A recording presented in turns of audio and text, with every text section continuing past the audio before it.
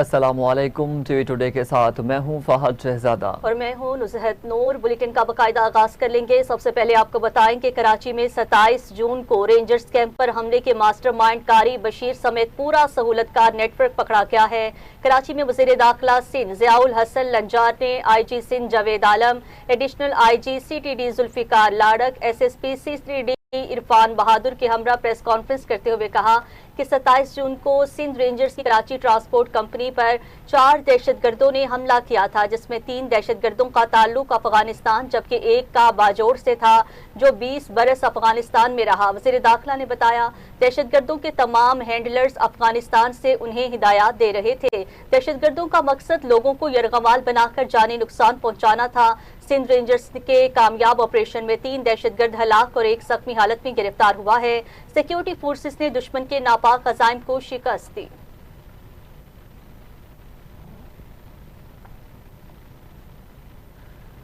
S S P C T D Irfan Bahadur نے کہا ہے کہ اس دہشت گردی کی کارروائی کو 4 حصوں میں تقسیم کیا جا سکتا ہے۔ پہلے افغانستان میں منصوبہ بندی ہوئی، دوسرے مرحلے میں دہشت گردوں کو پاکستان پہنچایا گیا، تیسرا مرحلہ سہولت کار گروپ کا تھا، آخر میں اسلحہ اور خودکش جیکٹس کی فراہمی تھا۔ انہوں نے کہا کہ خودکش بمبار جانان افغانی تھا، دوسرا باجوڑ کا رہنے والا تھا، تیسرا دہشت گرد عمر فاروق افغانستان کا رہائشی تھا اور چوتھا دہشت گرد جو زندہ گرفتار ہوا ہے اس کا صوبہ ننگرہار سے تعلق ہے۔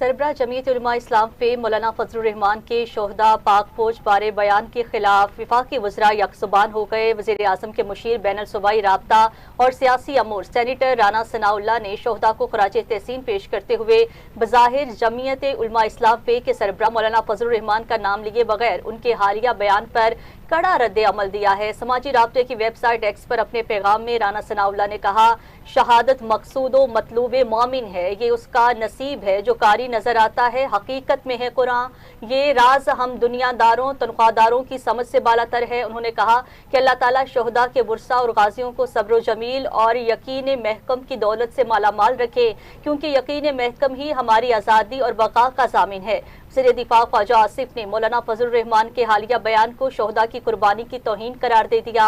انہوں نے کہا مولانا فضل الرحمان ایک کہنا مشق سیاستدان اور ممتاز مذہبی رہنما ہیں، ان سے الفاظ کے انتخاب میں زیادہ ذمہ داری کی توقع کی جاتی ہے۔ فوجی جوانوں کے وطن کے لیے قربانی کو ان کی تنخواہ سے جوڑنا نہ صرف غیر منصفانہ بلکہ شہداء اور ان کے خاندانوں کے دل آزاری ہے۔ ان کا کہنا تھا کوئی شخص محض تنخواہ کے لیے اپنی قیمتی جان کی قربانی نہیں دیتا، جان کی قربانی کے پیچھے کسی نظریے، عقیدے، فرض اور وطن سے گہری وابستگی ہوتی ہے۔ آپ حالات و واقعات یا طریقہ کار سے اختلاف کر سکتے ہیں مگر اس نظریے، وابستگی، محبت اور قربانی کی توہین نہیں کر سکتے۔ وفاقی وزیر احسن اقبال نے سربراہ جے یو آئی فے مولانا فضل الرحمان کے حالیہ بیان پر رد عمل دیتے ہوئے کہا ہے کہ فوجی جوانوں کی بے مثال قربانی کو محض تنخواہ کا معاوضہ قرار دینا ناانصافی ہے، یہ اخلاق کے تقاضوں کے مطابق ہے اور نہ ہی اسلامی تعلیمات سے ہم آہنگ۔ سماجی رابطے کی ویب سائٹ ایکس پر جاری اپنے ایک پیغام میں انہوں نے سربراہ جے یو آئی کو مخاطب کرتے ہوئے کہا ہے کہ مولانا صاحب آپ سے ہمارا تعلق ہمیشہ احترام کا رہا ہے، اسی احترام کے جذبے کے تحت چند گزارشات پیش کرنا چاہتا ہوں۔ آپ کے حالیہ بیان سے یہ تاثر پیدا ہوا ہے کہ آپ نے جذبات کے روح میں بہہ کر ہمارے شہداء کی عظیم قربانیوں کی قدر و منزلت کو کم کر کے پیش کیا۔ وفاقی وزیر طارق فضل چودھری نے ایکس پر جاری پیغام میں کہا کہ پاکستان کی فوج صرف ایک ادارہ نہیں بلکہ قوم کی وقار، سلامتی اور بقا کی علامت ہے۔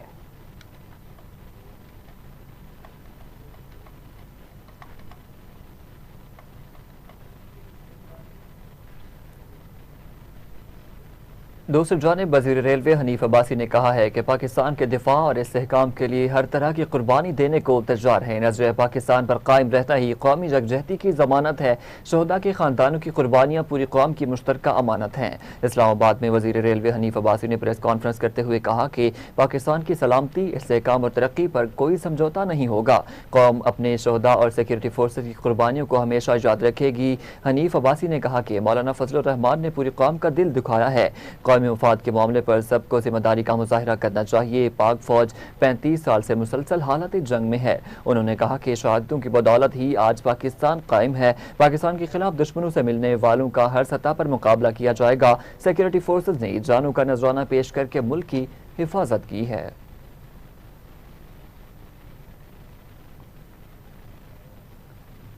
سندھ کے سینئر وزیر شرجیل انعام میمن نے کہا ہے کہ وطن کے دفاع میں جانوں کا نذرانہ پیش کرنے والے شہداء اور غازی پوری قوم کا فخر ہیں، جبکہ ان کی قربانیوں کو معمولی قرار دینا افسوسناک اور ناقابل قبول ہے۔ اپنے جاری کردہ بیان میں شرجیل انعام میمن نے کہا، فوج پاکستان نے دہشت گردی کے خلاف جنگ، سرحدوں کے دفاع اور قومی سلامتی کے تحفظ کے لیے بے مثال قربانیاں دی ہیں، جنہیں پوری قوم قدر کی نگاہ سے دیکھتی ہے۔ انہوں نے کہا، پاکستان کی مسلح افواج کی قربانیوں کا احترام ہر پاکستانی کی قومی اور اخلاقی ذمہ داری ہے، جبکہ شہداء کے اہل خانہ کی قربانیوں کو نظر انداز کرنا یا ان پر غیر ذمہ دارانہ تبصرے کرنا مناسب نہیں۔ سینئر صوبائی وزیر کا کہنا تھا، جمہوریت میں اختلاف رائے ہر شہری کا حق ہے، تاہم شہداء کے خلاف ہرزہ سرائی قومی یکجہتی اور قومی مفاد کے منافی ہے۔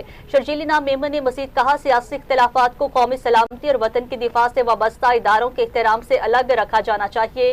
انہوں نے سیاسی اور سماجی حلقوں پر زور دیا ہے کہ وہ ایسی زبان کے استعمال سے گریز کریں جس سے قومی اداروں یا شہداء کے لواحقین کے جذبات مجروح ہوں۔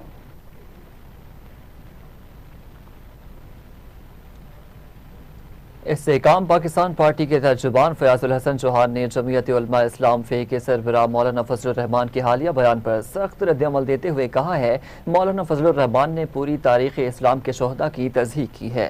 اسلام آباد میں پریس کانفرنس کرتے ہوئے فیاض الحسن چوہان نے کہا کہ پاک فوج کے جوان تنخواہ یا پیسے کے لیے نہیں بلکہ وطن، قوم اور اپنی نظریے کے دفاع کے لیے جانوں کا نذرانہ پیش کرتے ہیں۔ انہوں نے کہا کہ شہداء اور غازیوں کی قربانیوں کو تنخواہ سے جوڑنا پوری قوم کے جذبات کو مجروح کرنے کے مترادف ہے۔ پاکستان کو غیر مستحکم کرنے کے لیے بھارت کی جانب سے سازشیں کی جا رہی ہیں، جبکہ سرحدوں پر تعینات سیکورٹی فورسز دشمن کے عزائم ناپاک بنانے کے لیے مسلسل قربانیاں دے رہی ہیں۔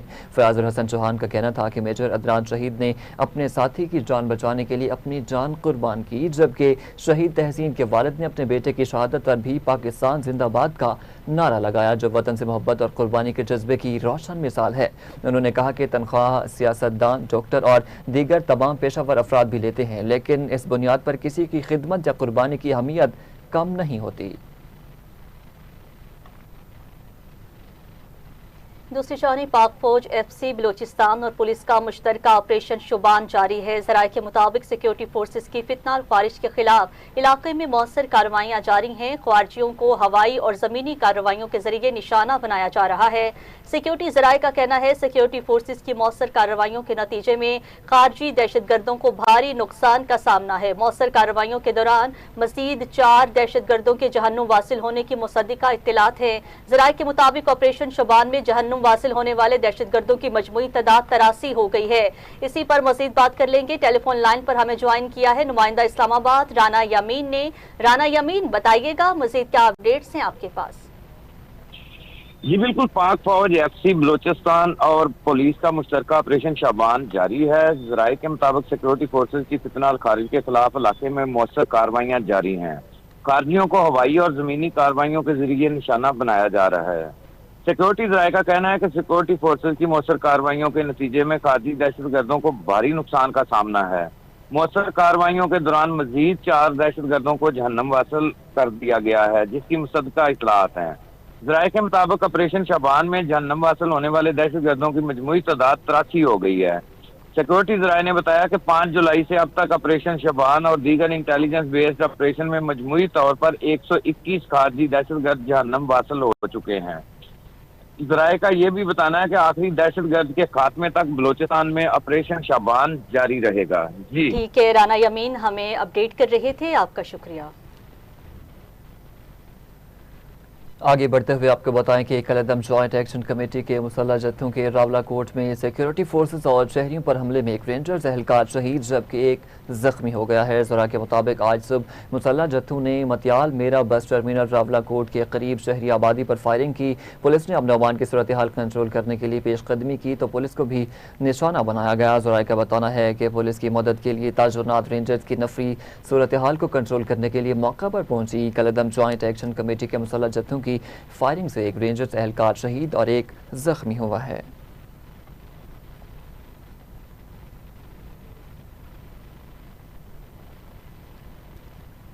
ناظرین، پاکستان اور بنگلہ دیش کے درمیان خواتین کو بااختیار بنانے اور دو طرفہ تعاون کے فروغ پر اتفاق ہوا ہے۔ ترجمان دفتر خارجہ کے مطابق بنگلہ دیش کے وزیر سماجی بہبود ڈاکٹر زاہد حسنین نے نائب وزیر اعظم اسحاق ڈار سے ملاقات کی ہے، جس میں دو طرفہ تعلقات اور مختلف شعبوں میں تعاون کے فروغ پر تبادلہ خیال کیا۔ ملاقات کے دوران نائب وزیر اعظم نے OIC خواتین وزارتی کانفرنس میں شرکت پر بنگلہ دیشی وزیر اعظم کا خیر مقدم کیا ہے۔ وزیر خارجہ اسحاق ڈار نے OIC کے پلیٹ فارم اور دیگر بین الاقوامی فورمز پر خواتین کو بااختیار بنانے کے لیے پاکستان کے عزم کا اعادہ کیا۔ ترجمان کے مطابق پاکستان اور بنگلہ دیش کے دو طرفہ تعلقات کو مزید مضبوط بنانے کے عزم کا بھی اظہار کیا گیا ہے اور باہمی دلچسپی کے مختلف شعبوں میں تعاون بڑھانے کے لیے پاکستان کی آمادگی پر زور دیا گیا۔ دفتر خارجہ کے ترجمان کا کہنا تھا دونوں رہنماؤں نے تجارت، تعلیم، سماجی بہبود اور عوامی روابط سمیت مختلف شعبوں میں دو طرفہ تعاون کو مزید فروغ دینے کے امکانات پر بھی تبادلہ خیال کیا۔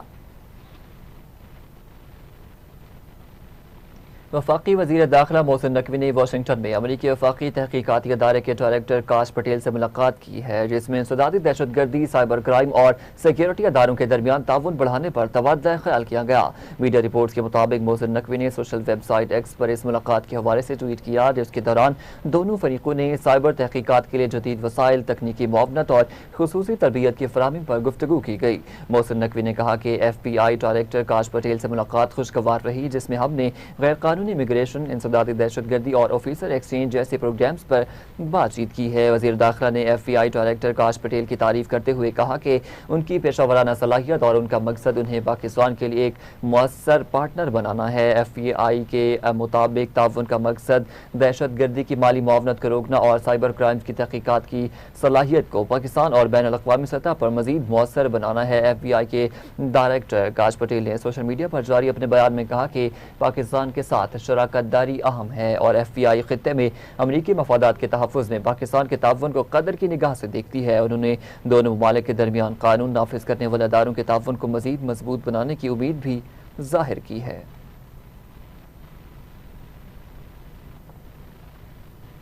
ادھر بھارت نے عمان کی سمندری حدود میں ایک بھارتی شہری کی ہلاکت کے معاملے پر ایران کے نائب سفیر محمد جواد حسینی کو دفتر خارجہ طلب کر کے شدید احتجاج ریکارڈ کرایا۔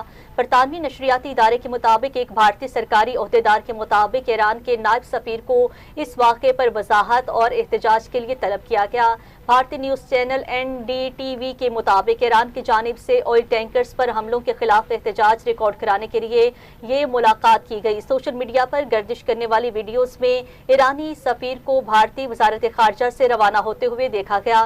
میڈیا رپورٹس کے مطابق ہلاک ہونے والا بھارتی شہری اس آئل ٹینکر کے عملے کا رکن تھا، جسے عمانی سمندری حدود میں ایرانی کروز میزائلوں سے نشانہ بنایا گیا۔ اس حملے میں مزید 8 افراد زخمی ہوئے ہیں، جن میں 6 بھارتی شہری بھی شامل تھے۔ متحدہ عرب امارات کے مطابق ایران نے سمندر میں 2 آئل ٹینکرز کو نشانہ بنایا۔ پاسداران انقلاب نے اس حملے کی تصدیق بھی کی ہے۔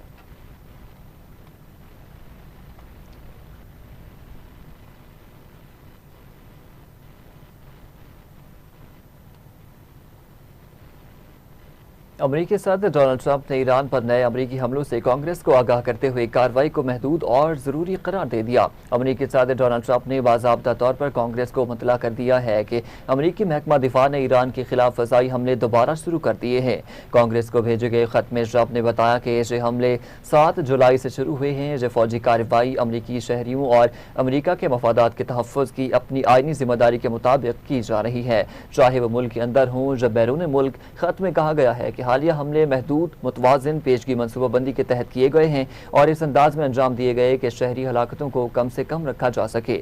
1973 کے وار پاورز ریزولوشن کے تحت امریکی صدر پر لازم ہے کہ وہ کسی بھی فوجی کارروائی کے آغاز کے 48 گھنٹوں کے اندر کانگریس کو آگاہ کریں۔ اس قانون کے مطابق اگر کانگریس کی منظوری کے بغیر فوجی کارروائی شروع کی جائے تو اسے 60 روز کے اندر ختم کرنا ضروری ہوتا ہے۔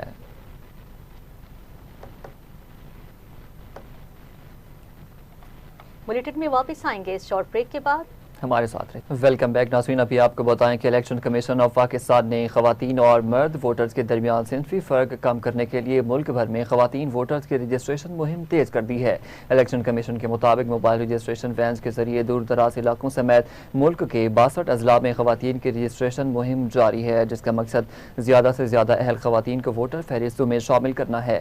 ذرائع کے مطابق اس خصوصی مہم کے دوران تقریباً 18 لاکھ نئی خواتین ووٹرز کی رجسٹریشن کا ہدف مقرر کیا گیا ہے. الیکشن کمیشن کا کہنا ہے کہ ادارے کا ہدف ہر سال خواتین اور مرد ووٹرز کے درمیان موجود صنفی فرق میں 1% کمی لانا ہے. الیکشن کمیشن کے اعداد و شمار کے مطابق 2018 کے عام انتخابات کے بعد خواتین ووٹرز کا صنفی فرق بتدریج کم ہو کر 7.74% رہ گیا ہے. تاہم اس فرق کو مزید کم کرنے کے لیے اقدامات جاری ہیں. الیکشن کمیشن کا کہنا ہے کہ خواتین کو شناختی کارڈ اور ووٹر رجسٹریشن کی سہولت ان کی دہلیز تک پہنچانے کے لیے خصوصی مہم چلائی جا رہی ہے تاکہ زیادہ سے زیادہ اہل خواتین انتخابی عمل کا حصہ بن سکیں.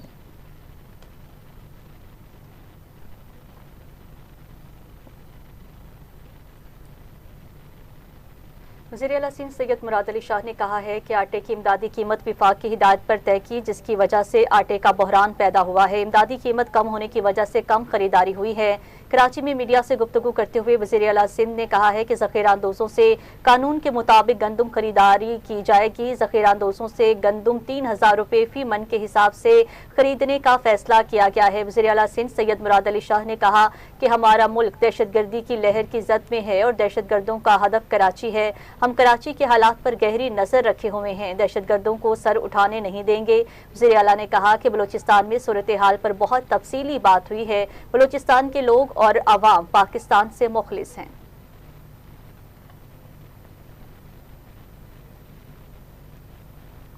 وزیر اعلیٰ پنجاب مریم نواز شریف نے Maryam Nawaz centre of academic leadership pilot project کی منظوری دے دی ہے. وزیر اعلیٰ پنجاب مریم نواز شریف کی زیر صدارت اجلاس ہوا ہے، جس میں پنجاب بھر میں ایچسن اسکول کے معیار کے بوائز اور گرلز اسکول قائم کرنے کی بھی منظوری دی گئی ہے. منصوبے کے پہلے مرحلے میں لاہور کے وحدت روڈ پر طلباء کے لیے الگ الگ مریم Nawaz centre of academic leadership قائم کیے جائیں گے.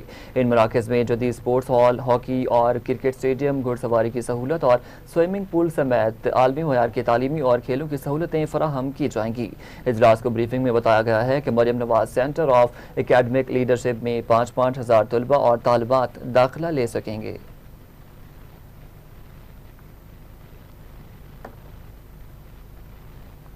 ایڈیشنل ڈسٹرکٹ اینڈ سیشن جج نے ماجد ستی قتل کیس میں مرکزی ملزم فاروق کھوکر کو عمر قید کی سزا سنا دی ہے. ایڈیشنل ڈسٹرکٹ اینڈ سیشن جج ابشا اعجاز صوفی نے ماجد ستی قتل کیس کا فیصلہ سناتے ہوئے جرم ثابت ہونے پر فاروق کھوکر سمیت 3 مجرمان کو عمر قید کی سزا سنا دی ہے، جبکہ ایک ملزم وسیم کو بری کر دیا. سزا سنائے جانے کے بعد فاروق کھوکر سمیت کمرہ عدالت میں موجود تینوں مجرمان کو گرفتار کر لیا گیا. مجرم فاروق کھوکر ضمانت پر تھا، جبکہ باقی 2 مجرموں کو جیل سے لا کر عدالت میں پیش کیا گیا تھا. عدالت نے سخت ترین سیکیورٹی حصار میں فاروق کھوکر کو اڈیالہ جیل بھیجنے کا حکم دیا. فیصلہ سنائے جانے کے وقت مقتول کے ورثاء اور لواحقین کی بڑی تعداد جوڈیشل کمپلیکس میں موجود تھی. مجرمان کی فاروق کھوکر سمیت شریک ملزمان کی حمایتیوں کی بڑی تعداد بھی جوڈیشل کمپلیکس میں پہنچی تھی. امن و امان کی صورتحال کو برقرار رکھنے کے لیے جوڈیشل کمپلیکس میں سیکیورٹی کے سخت انتظامات کیے گئے تھے. ملزمان پر ماجد ستی کو 23 اگست 2022 کو بے دردی سے قتل کرنے کا الزام ہے. تھانہ صادق آباد پولیس نے مقدمہ درج کیا تھا. مقتول ماجد ستی کا تعلق پی ٹی آئی سے تھا اور پلاٹ پر قبضہ روکنے پر ماجد ستی کو قتل کیا گیا. فاروق کھوکر پیپلز پارٹی سے مستعفی ہو کر جمعیت علماء اسلام میں شامل ہو گئے تھے.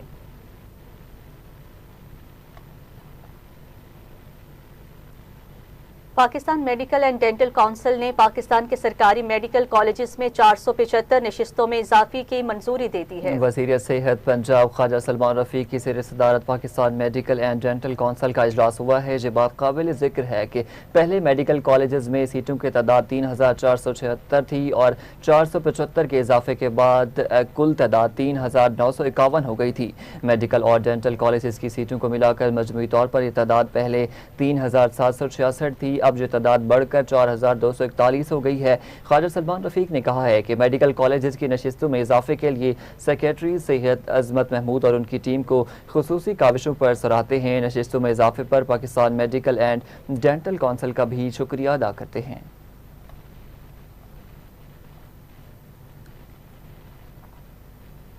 دوسری جانب صوبائی وزیر صحت اور آبادی خواجہ عمران نذیر کے سرپرائز وزٹ کا سلسلہ جاری ہے۔ رات گئے ٹی ایچ کیو سمبڑیال پہنچ گئے، مختلف وارڈز کا جائزہ لیا۔ صوبائی وزیر صحت خواجہ عمران نذیر نے کہا ہے کہ ٹی ایچ کیو سمبڑیال کی ایمرجنسی کو بہترین اور جدید ایمرجنسی وارڈ بنا کر دیں گے۔ مریم نواز شریف کا متممہ نظر صرف عوام کی بہتری اور فلاح بہبود سے ہے۔ وزیر اعلیٰ مریم نواز شریف کے صحت مند پنجاب کے ویژن کو ہر صورت پایہ تکمیل تک پہنچایا جائے گا۔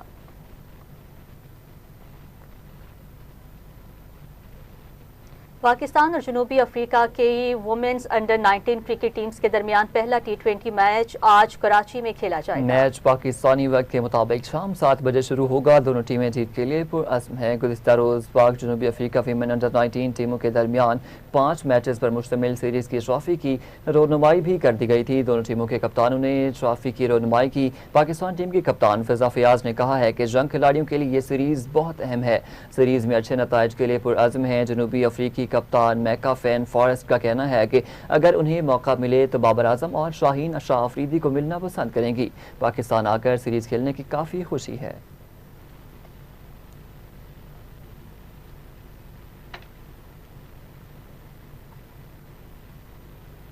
نیوز اسٹوڈیو سے فی الوقت اتنا ہی۔ مزید نیوز اور اپڈیٹس کے لیے آپ دیکھتے رہیے ٹی وی ٹوڈے نیوز۔